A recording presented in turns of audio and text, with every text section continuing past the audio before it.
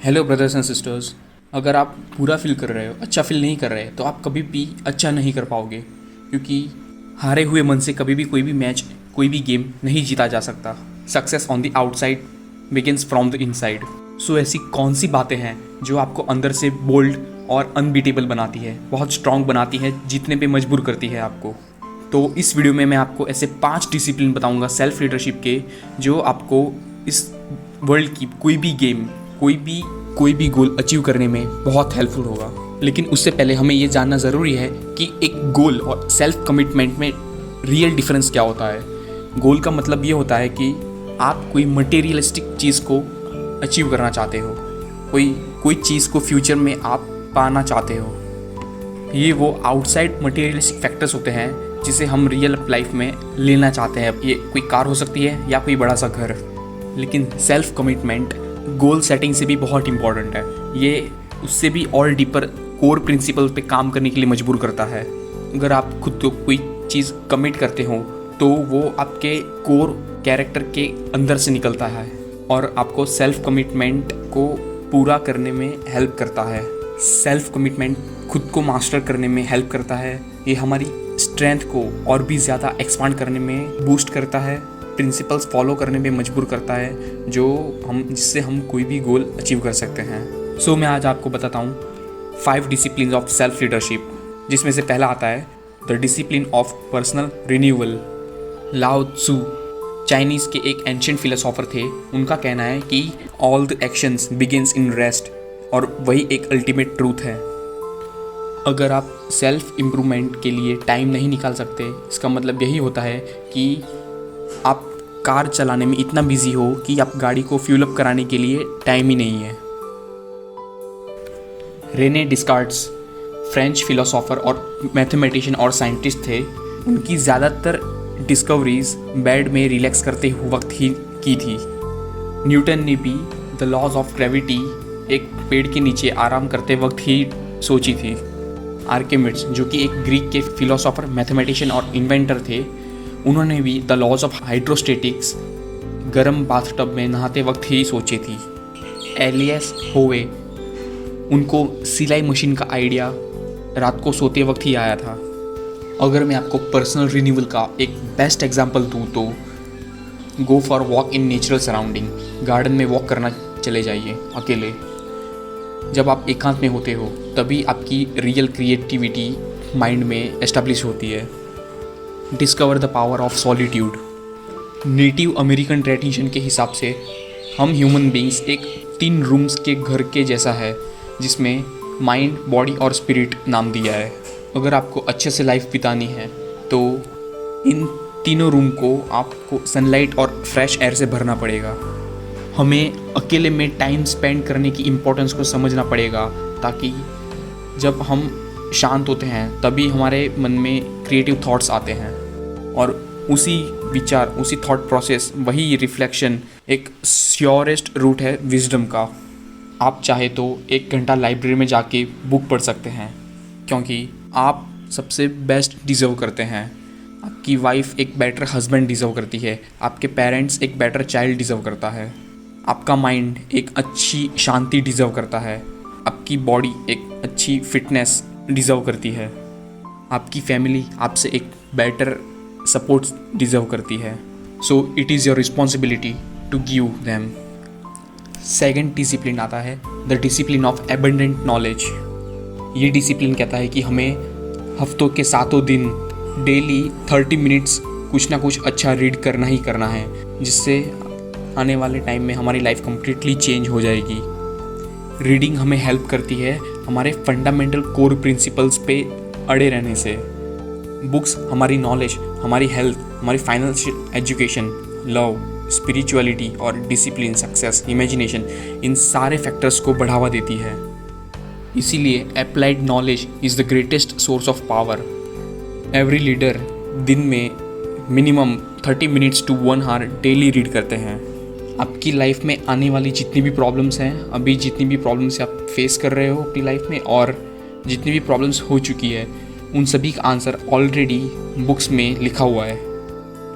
क्योंकि आपने अपनी लाइफ में जो भी मिस्टेक्स की है, जो आप अपनी लाइफ में करने वाले हो, और या जो भी की है वो ऑलरेडी महान लोगों के द्वारा अब ऑलरेडी उन लोगों ने भी की हुई है, जिससे हमें उनसे रीडिंग के द्वारा काफ़ी कुछ सीखने को मिलता है ताकि हम फ्यूचर में आने वाली मिस्टेक्स को पहले से ही समझ जाएं। If you want to know how to lead your company then you can read the laws of leadership by John C Maxwell. अगर आप फाइनेंशियल एजुकेशन चाहते हो तो आप rich dad poor dad Robert Kiyosaki की बुक पढ़ सकते हो। अगर आप अपनी कम्युनिकेशन स्किल्स को इम्प्रूव करना चाहते हो तो आप डेल कार्नेगी की how to win friends and influence people पढ़ सकते हो।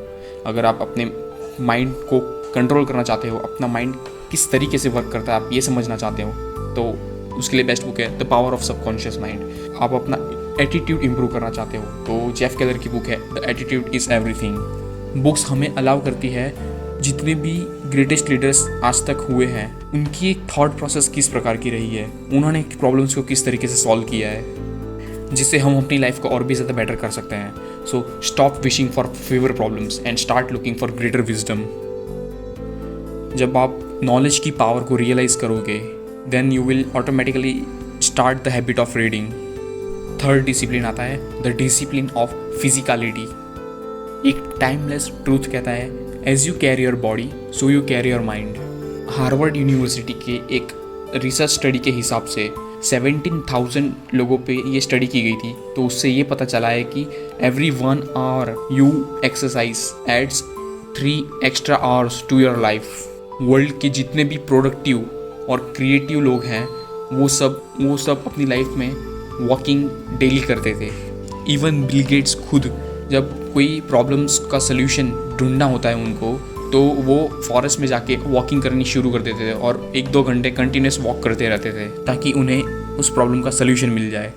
ऑल द ग्रेट थिंकर्स, चाहे वो कन्फ्यूशियस हो जो एक चाइनीज़ के ग्रेट फिलोसोफर थे, या एरिस्टोटल हो या सॉक्रेट्स हो, वो सब अपनी लाइफ में रेगुलर वॉक करते थे जिससे उनकी हेल्थ परफेक्ट मेंटेन रहे।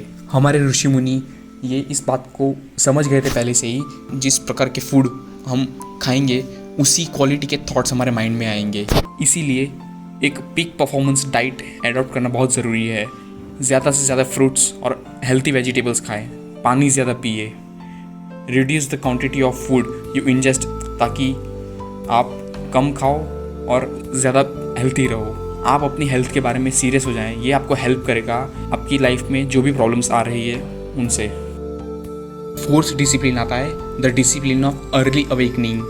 If you win the first hour of day you win the day. आपको ये करेज रखना पड़ेगा कि आप बेड में से जल्दी सुबह उठ जाएं ताकि आप अपने प्रोडक्टिविटी के लिए काफ़ी ज़्यादा एक्टिविटीज़ कर सकते हैं। वर्ल्ड क्लास लीडर्स ये बिलीव करते हैं कि उनकी पहली मॉर्निंग की 30 मिनट जो होती हैं वो पूरे दिन का टोन सेट करती है। हमें ये हमेशा याद रखना होगा कि हमारी जो एनर्जी लेवल है वो डायरेक्टली प्रोपोर्शनल होती है हमारे पर्पस से। हमारा पर्पस जितना स्ट्रॉन्ग, जितना बोल्ड और जितना बड़ा होगा, हमारी एनर्जी लेवल उतनी ज़्यादा होगी। सो सुबह उठने के लिए अपने आप को एक कारण दीजिए, एक बड़ा रीज़न दीजिए। थॉमस एडिसन कहते थे कि sleep is like a drug. अगर आपने ज़्यादा ले ली तो आपने टाइम वेस्ट कर दोगे, और आपने प्रॉपर ली तो वही आपको हेल्प करेगा। ज़्यादातर लोग सुबह जल्दी इसलिए नहीं उठते ताकि उनको कुछ एक्टिविटीज़ करने का पता ही नहीं होता कि उन्हें सुबह उठ के करना क्या है। उनमें एक पैशनेट पर्पस की कमी होती है जो उन्हें एनर्जी प्रोवाइड कर सके। दैट्स वाई पर्पस एक one of the greatest motivator है ह्यूमन काइंड का। एक कंपेलिंग कॉज सच में एक लाइफ में हमारी एक बहुत बड़ा डिफरेंस क्रिएट कर सकता है। ये हमें एक्साइट करता है, हमारी स्पिरिट एनर्जी को और भी बढ़ा देता है ज़्यादा मेहनत करने के लिए और कम नींद में ज़्यादा काम कर पाएँ। नाउ द फिफ्थ डिसिप्लिन आता है the discipline of death bed mentality. एक बड़े महाराजा थे, वो हर सुबह उठ के वो अपनी फ्यूनरल जो उनका डेथ बेड था उनको वो सजाते थे और अपनी ही मृत्यु को वो सेलिब्रेट करते थे। वो म्यूज़िक और फ्लावर्स से और मंत्र जाप चैंटिंग का यूज़ करते थे। महाराजा अपने हर दिन को अपना आखिरी दिन समझ के सेलिब्रेट करते थे, जिससे उनमें एक सेंस ऑफ अर्जेंसी आ जाती थी और एक प्रोक्रेस्टिनेशन को पूरी तरह से वो ख़त्म कर चुके थे।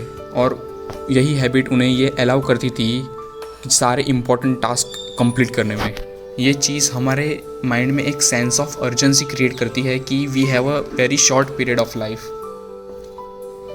इसीलिए हमें stop spending so much time thinking about the success of others and start focus on your own vision for future.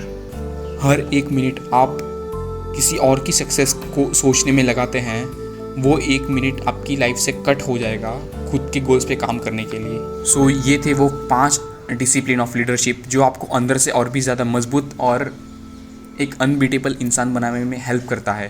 तो रिवीजन के फिर से रिपीट करूँ तो पहला डिसिप्लिन आता है, वो होता है पर्सनल रिन्यूअल का, कि खुद के लिए टाइम निकालो ताकि आप खुद को और ज़्यादा इम्प्रूव कर सके। दूसरा डिसिप्लिन कहता है कि हमें नॉलेज गेन करना चाहिए, एबंडेंट नॉलेज।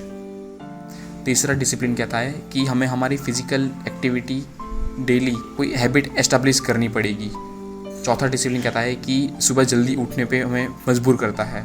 और फिफ्थ डिसिप्लिन कहता है कि हमें एक सेंस ऑफ अर्जेंसी रखनी पड़ेगी कि हमारे पास बहुत ही शॉर्ट पीरियड ऑफ टाइम है। So please try to follow this discipline और आपको एक ही वीक में डिफरेंस नज़र आ जाएगा। Thank you so much for watching this video and God bless you all.